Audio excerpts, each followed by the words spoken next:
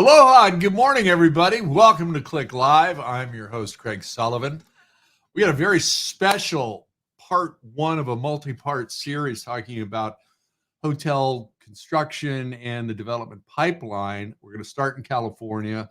We're going to also hit the rest of the country and a little international as well. If you've been following Bruce Ford and Lodging Econometrics, you have possibly seen this posting. Total new construction pipeline for Q2 2024. Dallas, Atlanta, the Inland Empire here in California, Nashville, and Phoenix. Forecast for new hotel openings. New York City, Dallas, Atlanta, the Inland Empire again, and Orlando. Then we've got forecasts for new openings in 2025. Dallas, Atlanta, Inland Empire, Nashville, and Phoenix. And forecast for new hotel openings in 2026. Dallas, the Inland Empire slides up to number 2, Phoenix, Atlanta, and Austin. So we've got some great information. We're going to have the one, the only, Mr. Bruce Ford from Lodging Econometrics. Bruce, how are you? Craig, it's great to see you. Twice in 1 week. How about that? How about that? And what's in person? You were out here. I was. Yes. D23 in Anaheim was quite a show. I'll bet that was. And that was your first time attending that, correct?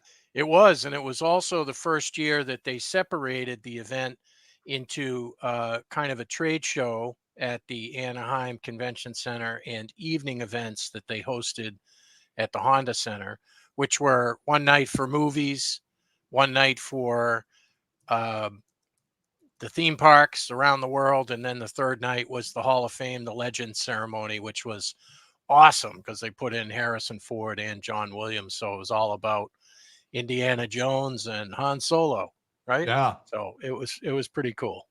Gotta love that. I mean, everything that Harrison Ford's done with Lucasfilm and, John Williams certainly. And, the photos that you had shared while you were there were just incredible. I mean, the way he was legitimately choked up. He went first on the Legend ceremony, and he was legit choked up. You don't see that. Wow. So I mean, it was humbling for him, and then he came back for the end when they honored John Williams, who was not able to be there to receive his award. He's into his early 90s and not well health-wise, but for the scores of some of Harrison's greatest movies, John Williams was a great part of that, and he was there to put that shine on it, which was really cool. Absolutely. And, the musical score to a film changes the complexity. If you ever see a rough cut and, the music isn't there and a lot of the special effects aren't there, it's totally different. Mm-hmm. And, once that score's in there, it's like that really, that's the chef's kiss, the cherry on top. It's just amazing. And if you've seen the movies enough, you know exactly what I mean with Raiders and with Indiana. Dun, dun, dun, dun, dun. There we go.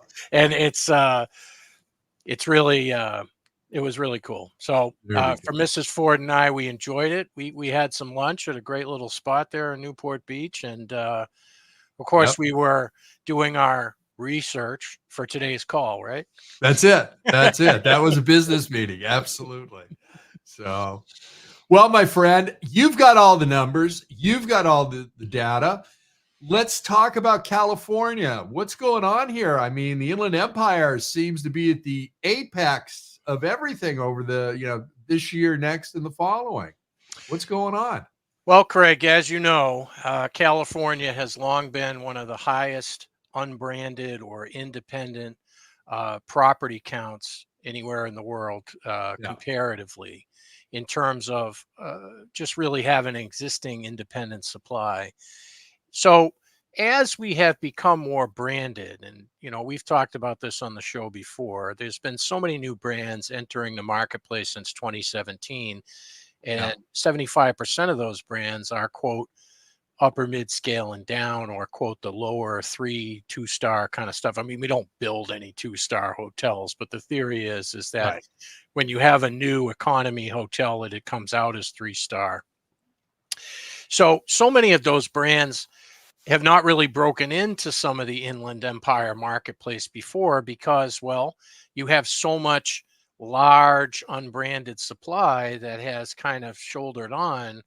But now, as things have changed, master plan developments have come in, the growth and the kind of the branding of Palm Springs, more casinos in that region of the country, and it's led to more brands being interested and developers being interested in the brands and bringing those brands there. So you're getting these 100 to 120 unit select service hotels and extended stay properties all over the place. And I'm quite sure, Craig, as you know, with extended stay supply, rather than own a house in those areas, you could spend 30 days at one hotel, 30 days at another hotel, and that's your time. We're out of here. We're out.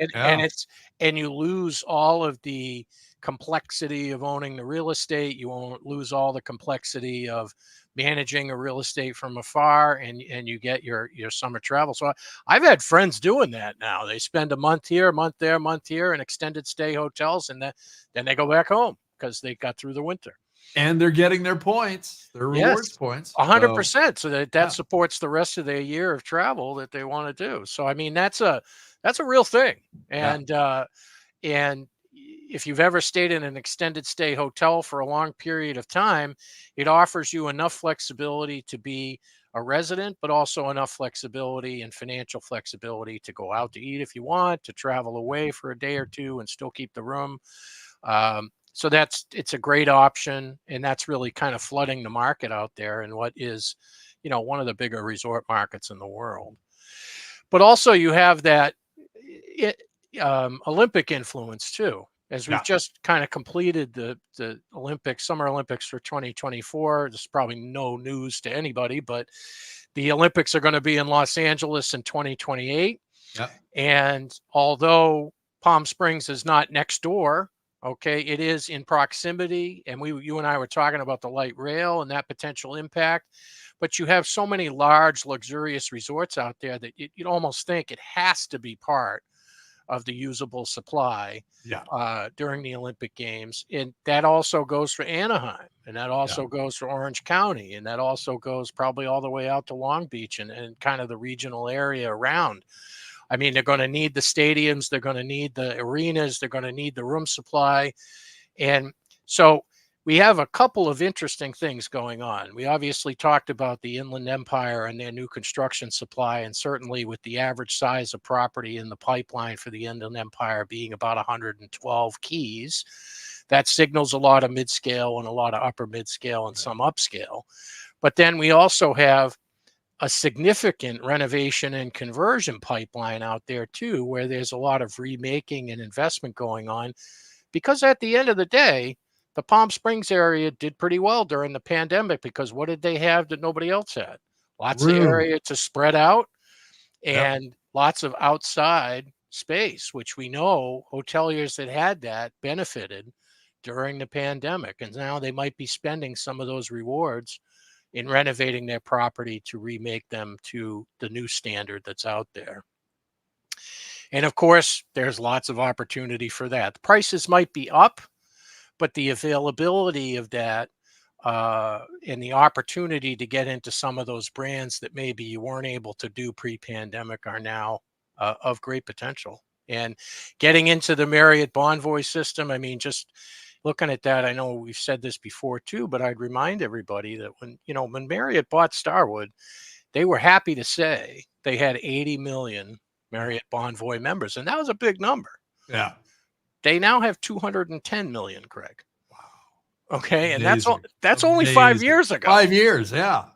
So we all bought into the brand.com story during the pandemic. We all joined the brands. They gave us the guarantees, the flexibility to cancel if sickness and failed, our ability to travel, and we bought in, and they did just really a yeoman's job of kind of stamping out some of those third parties too, and that's made a huge difference in how developers and owners and management companies now view those brands. And it's not just Marriott. Okay. Yeah. The bigger companies have all seen growth. And I quote that one because I haven't seen anybody else say they have 200 million members yet, but I'm sure they're not too far behind.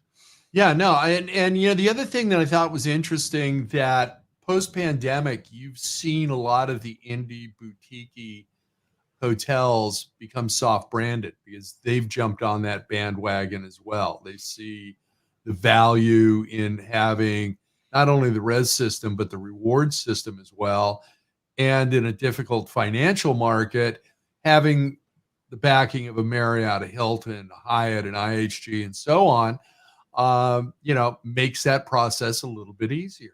And the banks want the guarantees, Craig. Yep. We Oh all yeah. know that. You Yeah. spent enough years doing that of your life to know Yeah. that financing an independent hotel has become harder and harder and harder. Yeah. And if you have, the guarantee with the brand, or the financial sturdiness with the brand, makes a world of difference. Absolutely. So with Orange, let's move from the Inland Empire. I mean, the west end of San Bernardino is certainly right there on the LA OC border. Yep. Easy shot to get to Anaheim, easy shot to get to downtown LA for the Olympics. And what are we seeing with the growth patterns for the construction pipeline now, and especially the PIPs in LA and Orange counties? Because I think, Anaheim's its own animal, and D23 is one of the bigger events that they have there. NAM's another one. The health food industry's got another one. Those are the top three, I believe, that come into Anaheim. So everybody's got to get a PIP done. I mean, some people have pushed that off. We've also got some new construction going on as well in both counties. What's going on in LA and Orange? Just like with residential, Craig, you almost create circular layers around the core business demand. Yeah. Okay. And what we have seen in some of these major urban centers, if people have moved out of the cities, you create another suburban layer. And I think this is an absolute perfect example of that. Okay. Where people say, I only got to go to the office 2 days a week, so I can be 25 or 30 miles away and I'll deal with it. Okay. Right. Versus I got to go to the office every day. A 25-mile commute in Los Angeles, if you have to go to the office every single day, might drive you to drink way too much. Okay. So, Wait a minute. There you go. So at the end of the day, that's what we're getting with some of those suburban layers. And those master plan developments are also a very big part of it too, because if you do a mall and you do a movie theater and you do a couple office buildings, you're going to do a hotel.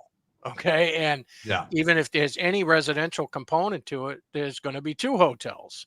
So you kind of almost create that, new living area. And I know there's a couple other words for it, but those master plan developments, as hundreds of acres of tracts of land are developed, and, creating new supply across not only hotels, but also office park, and new supply from retail, and really rethought retail too, because that's different now 5 years ago than what it was. So, I mean, this kind of suburban layering is happening in many areas. It's certainly evident in Atlanta. It's certainly evident in Dallas. It's certainly evident in Fort Worth. Certainly evident in Phoenix. And now coming to the Southern California area. But the Inland Empire has an absolute peak of projects. Orange County is going to continue to see more investment from Disney. Obviously, we talked about that at the D23 thing. There's several new things coming to both California Adventure and Disneyland as they build out the product there. And that Disney isn't really in the business of doing any more hotels there. They have their 4 now. And I think that's probably what they're going to stay at, which is different from the way it is in Orlando, where they haven't stopped constructing product in Orlando for quite a number of years. And they're going to keep building more because they just have a bigger footprint there, and which makes a difference. But Orange County will see plenty of opportunity for, operating and supply during the Olympics. And And Olympic travel is very interesting because it's not just necessarily about the couple weeks that the Olympics are. The ramp up and the preparation is a real thing, Yeah. both for sponsors and organizers and event planners, and having those championships in advance and being able to visit the site. All of these things are going to be part of that. And delegations, that's the word I was looking for. There you go. Yeah. And so, um, everybody in Southern California, I'm sure, is quite excited to have the Olympics there again in Los Angeles. When was the last time they had the Olympics in LA, Craig? I know there was one after 84. What was it? I'm drawing a blank on it. But you know what? That was a seamless event. Everybody was worried about traffic, and it never materialized. Yeah. Uh, Well, they find a way to really use public transportation, which is the big key. Okay, very big key there. And in this state, that's very difficult to do with people, and we're a car culture out here. You are for the residents, but for the tourists and the guests, if they can match that together and then keep it as a real impact on future, I think it's going to make a difference. Absolutely. So Southern California, we continue to see, 124 new construction projects in the Inland Empire with about just under 15,000 rooms, but nearly 7,000 rooms are converting and or renovating as of right now. Wow. So that number will continue to grow. We've seen, obviously, many renovations and conversions be completed, and we will see more activated as a result of this change in supply. So that number is a point in time, whereas the new construction forecast outward, as you saw from the chart we put up at the beginning of the presentation here, the opening of the supply for the Inland Empire will keep it ahead of many other markets for the next several years, because there's just enough in the pipeline now to keep that ahead. Now, do we still have concerns about projects getting started as a result of, some challenging lending environments? Sure. Yes. But that doesn't mean the projects aren't there, and it doesn't mean that they're not going to ultimately happen.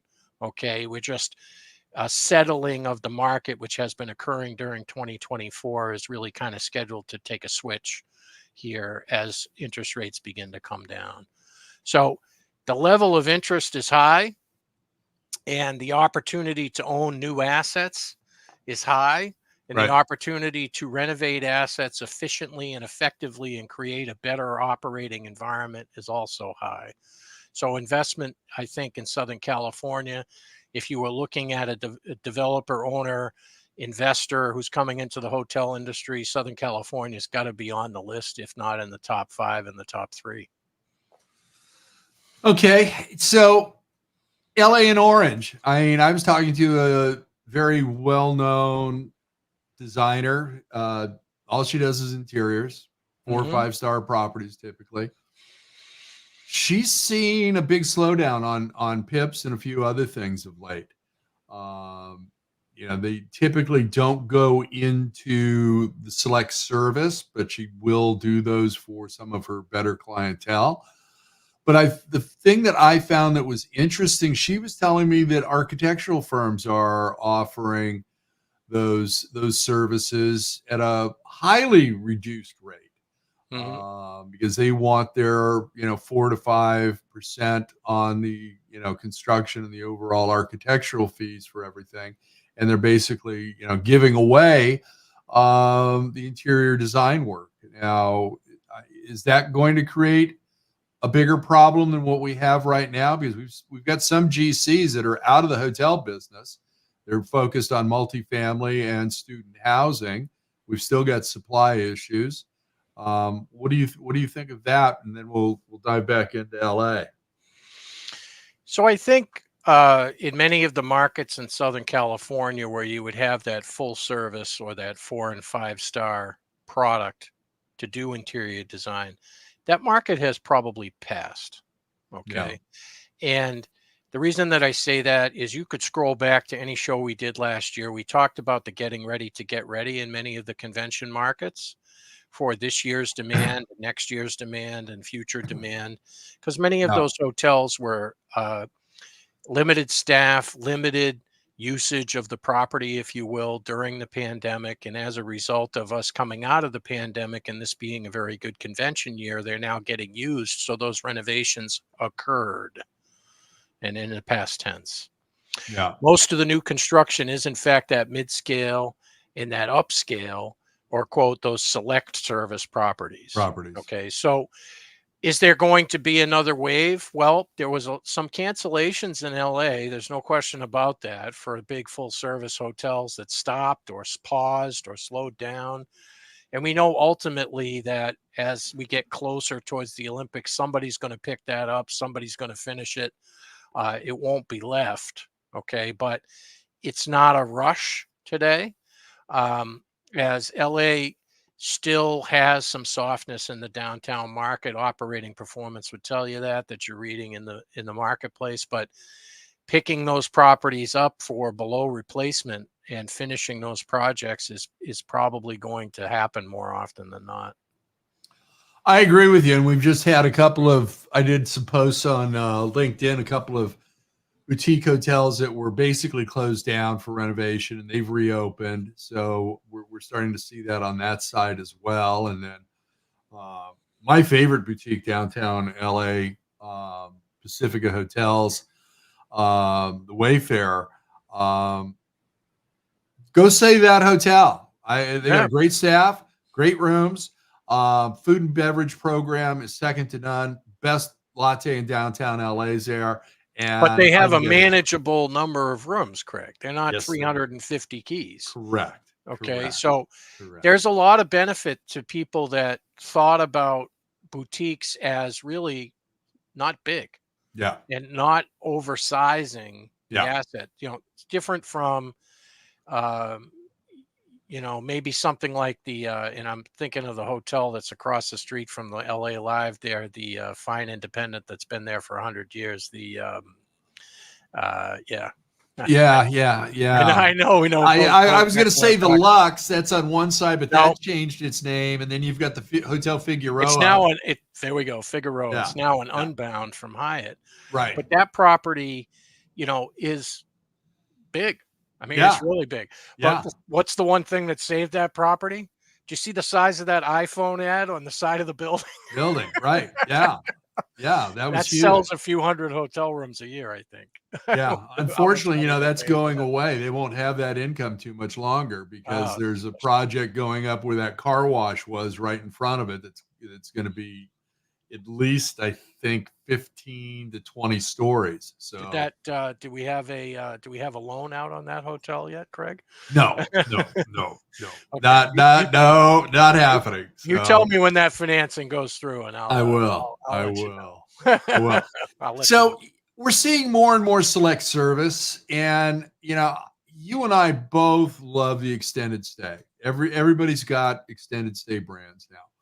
Are we seeing more extended stay and dual branded coming into LA and Orange right now than anything else? Because I think some of the ground up construction, from San Clemente to the Ventura County line in LA, and we've got some new hotels opening up, and they all seem to be in that select service arena, and I think it's a great thing. Well, let's make sure that we're talking and communicating about dual brands appropriately. So when we talk about dual brands, you can have two separate hotels that are across the parking lot from each other and to be considered a dual brand because they're built at the same time. Okay. You can also have one building that has two separate entrances with two separate brands with some shared service in the building. So it can be either. Yeah. But you now also have a third kind of component, okay, which is an existing hotel that is a select service property that needs to do a significant renovation that decides to split itself in half, okay, and come back with half extended stay and half select service rooms. And that is a real market out there today as well for those conversion brands where you can convert to half extended stay and half select service and remake the asset, reorganize it for the future. Because many select service properties that are out there that are more than 25 years old are on sites that are oversized for what it really needs to be for the number of rooms that they have. So they can reconfigure and kind of remake the asset for the future to keep it going for another 25 or 30 years and put some extended stay component in there. That really makes a lot of sense. Nice. I like that. I mean, you remember the way that they first built courtyards, Craig. It was an enormous U. Yeah. Okay. It was 6 acres, 2 stories. Yeah. No one would build it that way today. No, not at all. Okay. Yeah. And- I'm looking at jamming more stuff in there on 6 acres. I'll tell you that. Right. So you can make half an extended stay and half, a select service in there, and you get much more bang for your buck. Hey, you still put a restaurant pad out front. Yeah, they do a tilt up, and you got a nice restaurant to take care of the guests right on site. You absolutely can. And hotels often take up the A or the B plus real estate, and there's still A and B plus real estate because the highway didn't move. The car count isn't going down anywhere in Southern California the last time I checked. So, I mean, these are all factors that developers are taking into consideration. And of course, you can support any of those types of conclusions using the Lodging Econometrics by Market pipeline reports that we do have available on our website on lodgingeconometrics.com. For any of the markets that we're talking about today, the second quarter reports are available for one-time purchase and get instant access to that detail. And if you're looking for multiple markets, do not hesitate to contact me, Bruce at lodgingeconometrics.com. There we go. Bruce, we've only scratched the surface, brother. So we're going to be back next week. We're going to be doing some more deep dives into the construction pipeline, not only in California, but the rest of the country. Craig, and we're interested in readers and listeners' feedback too. Yeah. So if you have things you want us to talk about, send Craig a note. Feedback on once you watch this, write some comments. We will read them. Yeah, we read all the comments on all the posts. So you can leave it on our YouTube channel, our LinkedIn page. We appreciate you being here today, and we're looking forward to seeing you again next week. Stay tuned for a post on that. And send us questions. We'd love to answer them for you. So we always want to serve the people, Craig. That's what we're here to do, my friend. That's it, my brother. So, Bruce, I'm going to put you back in the green room right now and close the show. I want to thank you. Looking forward to being back next week. And I will talk to you shortly. You bet, my friend. Thank you for joining us today. We've got so much more information for you guys, and we will be, again, doing another show next week. Don't forget to join us next Wednesday at 10 a.m. Pacific time. Also, remember, we've got the 8th Annual California Lodging Investment Conference coming up on March 5th and 6th, 2025. We've got a new home. We are at the Westin Long Beach for the first time. So join us there for that. And if you would like to be a production partner on the show or a guest, please DM me. We'd love to talk to you about that. I would also like to thank our good friends at Red Roof Franchising, Matt Hostedler and his team. They've taken very good care of us, and they've been a production partner from the beginning of the show. So let's talk to Matt, and we will get him involved with the show as well. And thank you all for joining us today. Have a great week, and we will see you next time right here on CLIC Live.